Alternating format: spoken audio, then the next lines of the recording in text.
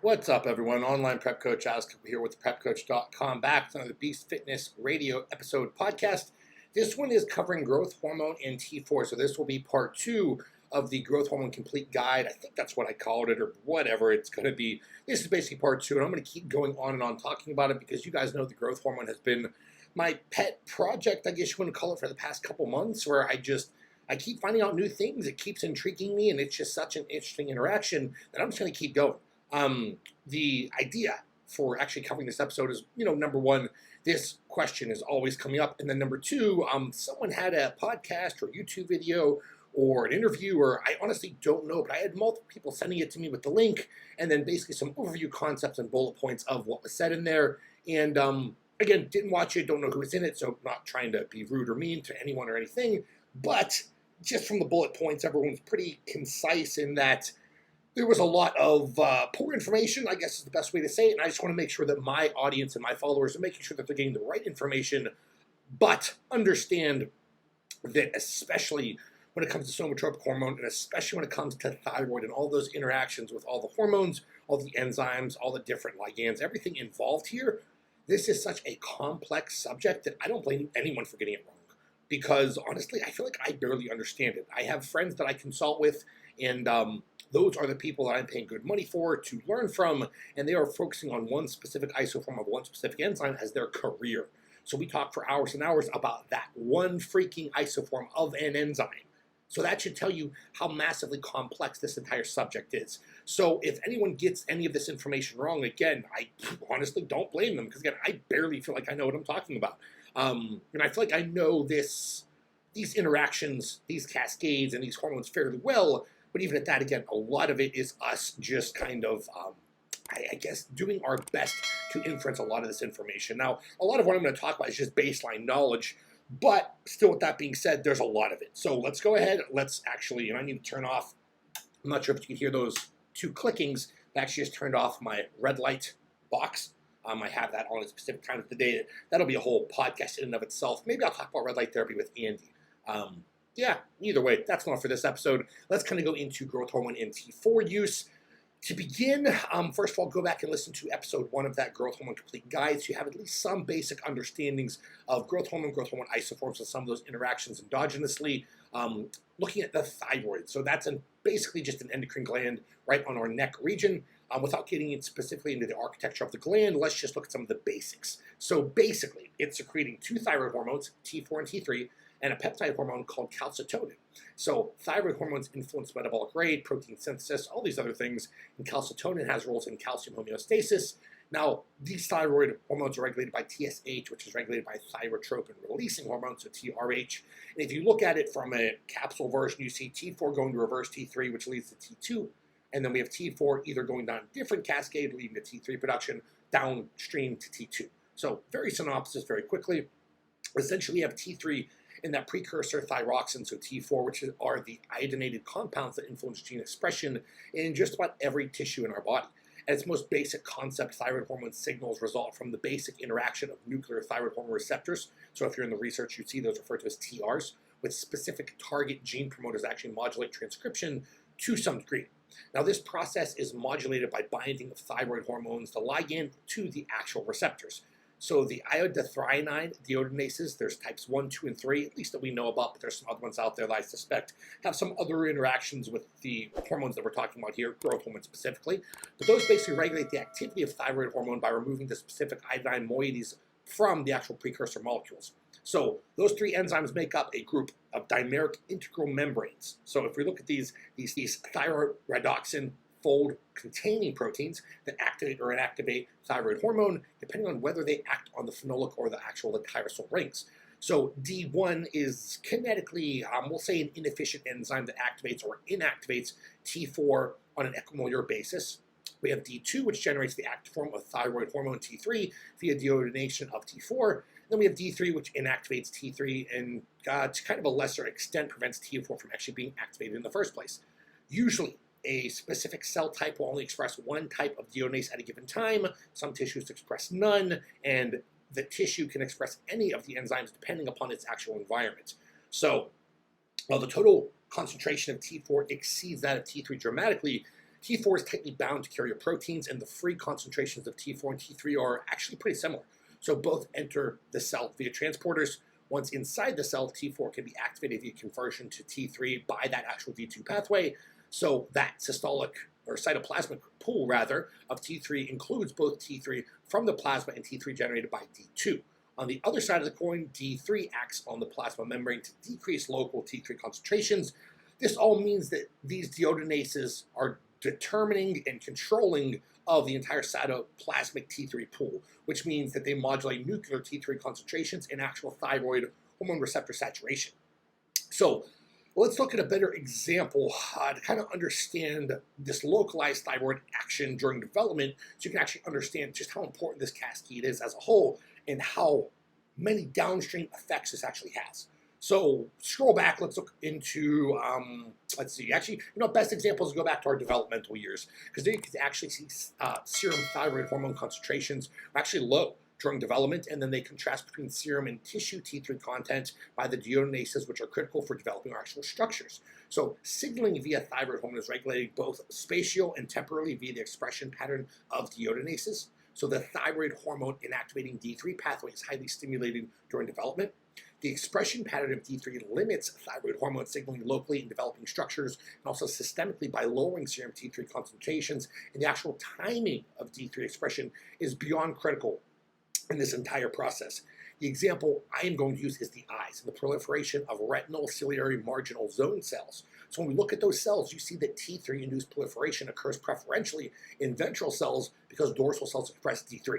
That spatial asymmetry allows for proper rotation of the retina during development. So once again, we're actually looking at this process being very specific and very important for the development of a system, our eyes, which is so critical to survival. It's insane.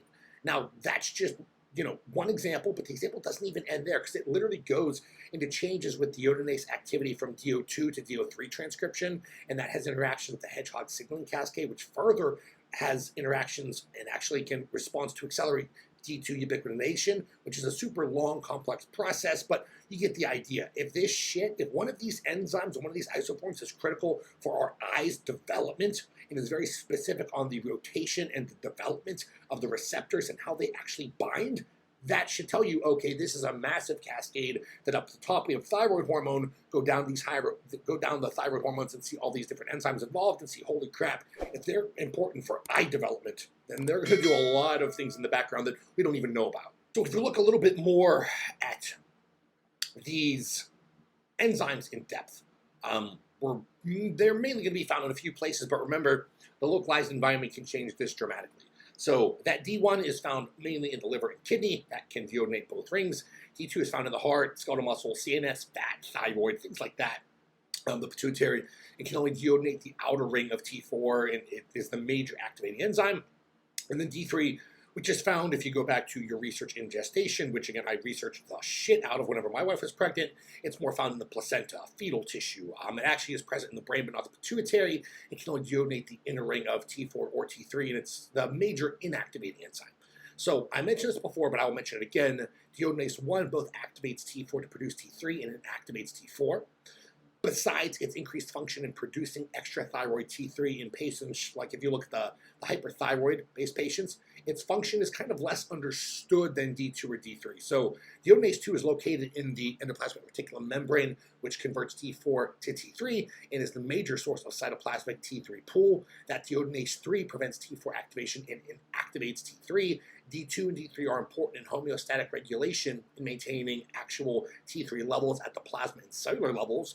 Now, if we look even more down the line, even more interestingly, and what I didn't mention before is that the deodonases, so specifically type 2, type 3, so DO2, DO3, those respond to seasonal changes in photoperiod-derived melatonin secretion and govern perihypothalamic catabolism of T4.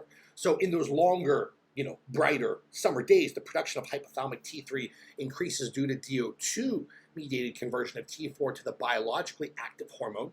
This process allows to actually activate anabolic neuroendocrine pathways that maintain reproductive competence and actually increase body weight.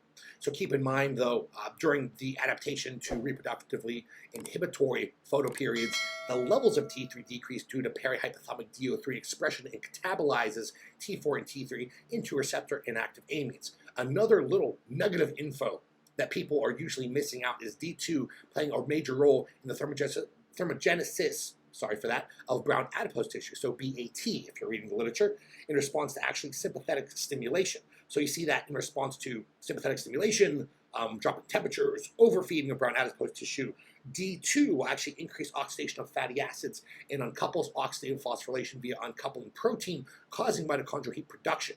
So D2 increases during cold stress in brown adipose tissue and increases intracellular T3 levels. What this means is these deodonases interact with multiple other systems, uncoupling proteins, protein synthetic pathways, nutrient utilization, hunger levels, catecholamine states, mitochondrial adaptations.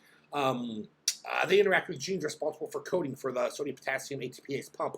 They accelerate some of the turnover of ATP utilizing enzymes. So if you think about this whole complex equation to relate thyroid and all of its hormones and all of its enzymes to the endogenous GDA or FAD or insulin from a nutrient and fate standpoint, but then take that at a sprinkle of some other interactions from somatropic hormones, maybe some from some sex hormones, some other interactions with some couplers, and that is what thyroid hormones basically are.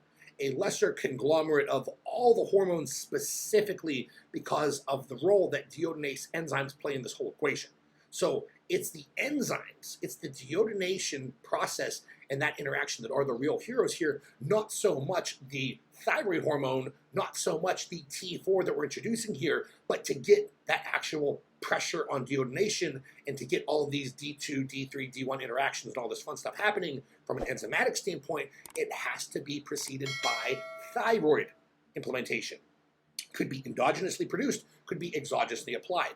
So now that you understand the basics, and keep in mind that is the briefest capsule version I could make about thyroid and deodoinase enzymes. It is far more complex than that. Like I've said, we can take hours and hours to talk about it, but there's just more information you guys don't really need. I'm sure some of you would like to hear it, but I don't have 17 hours to kill talking about it, and nor do I even feel qualified to talk about it that in depth. But either way, if you understand those basics, now we go into, and you can look at, I think it was Lucy Behan, B-E-H-A-N, I believe, in some kind of clinical endocrinology journal, if I remember that correctly. Could be wrong there, don't quote me on that. I might have to go back and check my references when I have time, but either way, did a really good paper on actual growth hormone and thyroid interaction. And if you look at that paper, if you understand some of the baseline things that I talked about, understand some of the pharmacokinetics and dynamics of exogenously applied somatropic hormone, you start to see, okay, there's a couple different mechanisms here that explain the interaction between growth hormone and thyroid. Mainly, we're looking at altered binding proteins, altered TSH dynamics, and increased T4 to T3 conversions. So whenever we're actually looking at altered binding proteins, and you can tell that I'm getting pretty excited because I had to take a deep breath there. When we're looking at altered binding proteins, when we actually dose exogenous growth hormone, we see an actual decreased binding capacity of thyroxine binding globulin, so TBG in the research, and other serum binding proteins that comes with a decrease in serum albumin and total protein. We have the altered TSH dynamics, where we see growth hormone, GH, seem to have an inhibitory effect on TSH release via increased somatostenergic tone. We then see the increased T4 to T3 conversion, where GH alters peripheral deodination of T4 to T3, now you guys know what that word means, which leads to an increased T3 production, which is a reduction in serum T4 concentrations, and then potentially accompanied by a reduction in reverse T3. So if we think about our thyroid hormone exogenously, so T4 in this case, as a skeleton key that turns everything in a machine up to 100% above baseline, it makes a lot of sense, right? If we take growth hormone at certain periods of time, that machine may start down-regulating different aspects because it's being overworked and taxed to a higher degree. Again, terrible wording there for down-regulation, but I think you get what I'm saying from an enzymatic, ribosomal, and mitochondrial standpoint. But if we see that machine is being overtaxed, and basically all we have to do is turn the skeleton key to upregulate those subsystems above baseline, then it would make sense that we would need T4. Now, do not misconstrue that, do not misunderstand that. Just because you take growth hormone does not mean that those subsystems need the assistance at the enzymatic, ribosomal, or mitochondrial level right out of the gate. What it does mean is that as we put pressure on our system as a whole, we may begin to see limitations in our ability to grow or make adaptations because those subsystems are simply being overtaxed. So again, bad wording being that down regulation, but we see that happening. And then T4 becomes an option because it's not a must, but at times as T4 usage with growth hormone is basically growth hormone and T4 usage. It's all dose and duration dependent on growth hormone, somatotropin hormone itself. What I mean by that is if you're starting off with 2 IUs of growth hormone and working right up to 10, chances are those subsystems are going to take a hit and that deodorization pathway is going to need some kind of assistance. You add in T4, you're going to need some kind of assistance and implementation because of the pressure you're putting on it from all the growth hormone. But if you're staying at 2 IUs, chances are you probably won't even need this. If you look at that pressure on the deodorization pathway and those enzymes themselves, they're not going to be overtaxed. 2 IUs of growth hormone exogenously is still a good amount, but it's not 10, it's not 6, it's not 8. So as that somatotropin pathway gets more and more stimulated, that puts pressure on the insulin-based pathway, that puts pressure on the thyroid-based pathway, which then puts pressure on all of those underlying subsystems, the deodorization pathway, that process, that's what we literally just talked about. So remember, it goes far beyond just looking at blood work. A lot of people look at taking growth hormone and see, oh, they have low T4 levels, but okay, T3, yes, that's normal, but it goes far beyond thyroid values because remember, there's so many other multiple nuclear changes that are happening independent of blood values from the enzymatic aspect that literally, again, we just spent all that time breaking down. So if all those things can't be picked up on blood work, you have to know your shit, you have to know your machinery, know your body, know your pharmacology, and understand this interaction. Because I've seen people taking 15, 20 IUs of exogenous growth hormone, having completely fine thyroid values, but guess what? Why do they stop growing? Because of that pressure, that downward pressure, and that negative interaction on pushing that deodorization pathway extremely hard. Those enzymes now literally lacking the ability to keep up with how much we are growing and driving anabolism, driving lipolysis, happening on the genetic and on the genomic level. So then we say, oh, okay, blood work may be fine, but guess what? Why are we not growing? Oh, okay, growth hormone was just pushed up very high over whatever period of time. We need more assistance on those pathways. Bring up those subsystems, boom, you're freaking good. You start growing like crazy. In a very, if I had to, because I hate doing this, but I'll maybe put together a little chart.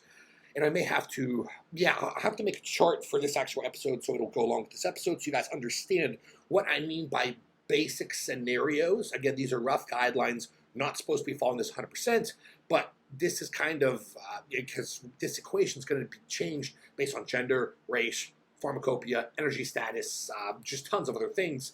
But we're looking at how to maybe know if we need T4 with our growth hormone. We can use it for a couple different goals.